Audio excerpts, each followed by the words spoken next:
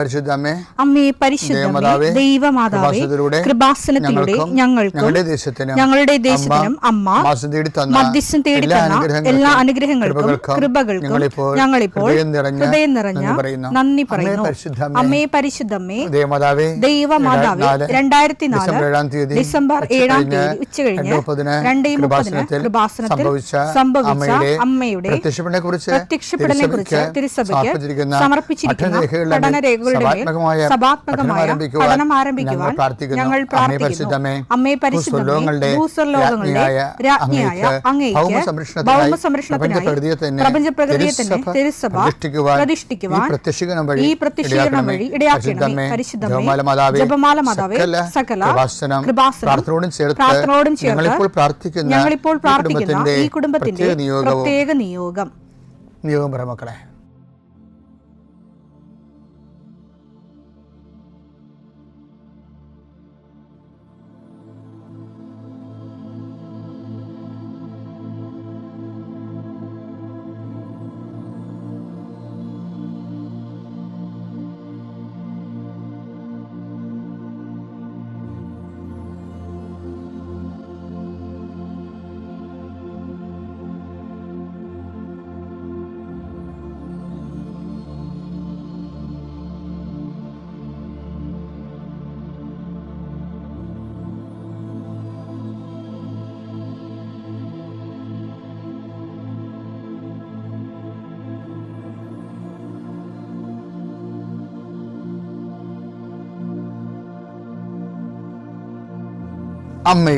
അമ്മയുടെ പ്രത്യക്ഷീകരണത്തിന്റെ ഈ അനുഗ്രഹവേളയിൽ ഞങ്ങൾക്ക് സാധിച്ചു തരുവാൻ കനിയണമേ. ആമേൻ. വിശ്വാസ പ്രമാണം.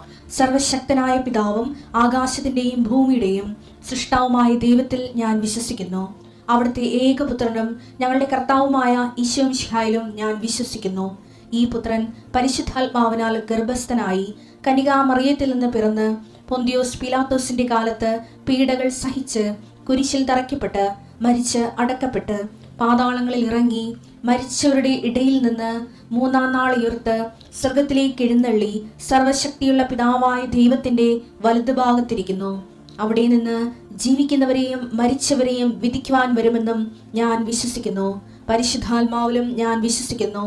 വിശുദ്ധ കത്തോലിക്കാ സഭയിലും പുണ്യവാന്മാരുടെ ഐക്യത്തിലും പാപങ്ങളുടെ മോചനത്തിലും ശരീരത്തിന്റെ ഉയർപ്പിലും നിത്യമായ ജീവിതത്തിലും ഞാൻ വിശ്വസിക്കുന്നു. ആമേൻ. ഞങ്ങളുടെ പിതാവേ, അങ്ങയുടെ നാമം പൂജിതമാകണമേ.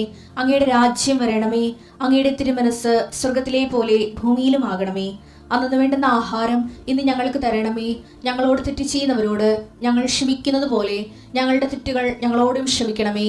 ഞങ്ങളെ പ്രലോഭനത്തിൽ ഉൾപ്പെടുത്തരുതേ, തിന്മയിൽ ഞങ്ങൾ രക്ഷിക്കണമേ. ആമേൻ. നന്മ നിറഞ്ഞ മറിയമേ, സ്വസ്തി. കർത്താവ് അങ്ങയുടെ കൂടെ സ്ത്രീകളിൽ അങ്ങ് അനുഗ്രഹിക്കപ്പെട്ടവളാകുന്നു. അങ്ങയുടെ ഉദരത്തിൻ ഫലമായി ഈശോ അനുഗ്രഹിക്കപ്പെട്ടവനാകുന്നു. പരിശുദ്ധ മറിയമേ, തമ്പുരാന്റെ അമ്മേ, പാപികളായ ഞങ്ങൾക്ക് വേണ്ടി ഇപ്പോഴും ഞങ്ങളുടെ മരണസമയത്തും തമ്പുരാനോട് അപേക്ഷിക്കണമേ. ആമേൻ. കർത്താവേ, നിന്റെ ഉന്നതമായ നാമത്തിന് സ്വസ്ഥം ചെയ്യും. കർത്താവേ, നിന്റെ വിശുദ്ധ പൗരോഹിത്യത്തെ മഹത്വപ്പെടുത്തണമേ. കർത്താവെ, സഭയിലുള്ള സാന്നിധ്യം പ്രകടമാക്കണമേ. 40 വർഷം ഞാൻ അർപ്പിച്ച കൃപാന്റെ യോഗ്യതയാണ്. കൃപാസ്ഥാനത്താറെ ജീവനോടെ പ്രത്യക്ഷപ്പെട്ട മാതാവിൻ്റെ മാധ്യസ്ഥ രോഗികൾ, പീഡിതരെ, മാനസിക സംഘർഷം അനുഭവിക്കുന്നവരെ, ഡിപ്രഷൻ അനുഭവിക്കുന്നവരെ, മരുന്ന് കഴിച്ചിട്ട് ഉറക്കം മൂടുകയും ശരീരം തൂക്കം വെക്കുകയും ചെയ്യുന്നതല്ലാതെ പ്രത്യേകിച്ച് പ്രയോജനമൊന്നും ഇല്ലാതെ ഡിപ്രഷൻ കൊണ്ട് വേദനിച്ച് ജീവിക്കുന്ന ആൾക്കാരെ കർത്താവേ, നീ അവരെ തൊടണമെന്ന് പ്രാർത്ഥിക്കുന്നു.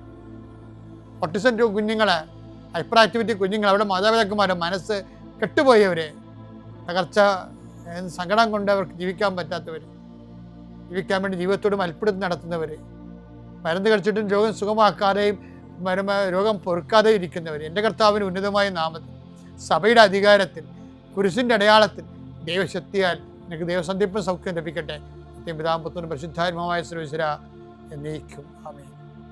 എൻ്റെ പ്രിയപ്പെട്ടവരെ, പിന്നെ നമ്മൾ ഈ ദിവസങ്ങളൊക്കെ എടുക്കുന്ന ഒരൊറ്റ സബ്ജക്റ്റാണ്. എന്ന് വെച്ച് കഴിഞ്ഞാൽ വിശ്വാസ ദാരിദ്ര്യം ഉണ്ടായാൽ എന്ത് ചെയ്യും, പ്രാർത്ഥന ശൈത്യം ഉണ്ടായാൽ എന്ത് ചെയ്യും, ആത്മീയ മരവിപ്പുണ്ടായാൽ എന്ത് ചെയ്യും, അതാണ് നമ്മുടെ ചോദ്യങ്ങൾ. ഇങ്ങനെ വന്നാൽ എന്ത് ചെയ്യുക വെച്ചാൽ അതിന് ഓരോരോ ഘട്ടന ഇന്നലെ മെനൊന്ന് പറഞ്ഞ് ഇന്നലെ പറഞ്ഞ് ഇന്ന് പറഞ്ഞാൽ എന്തറിയാമോ, ഇന്ന് പറയണത് ഈ ചില കാര്യങ്ങൾ തിരിച്ച് കിട്ടുമെന്ന് ഉറപ്പില്ലാത്ത സ്ഥലത്ത് കർത്താവിൻ്റെ നാമത്തിൽ കൊടുക്കാൻ പറയും. തിരിച്ച് കിട്ടാത്ത സ്ഥലത്തേക്ക് കൊടുക്കാൻ പറയും.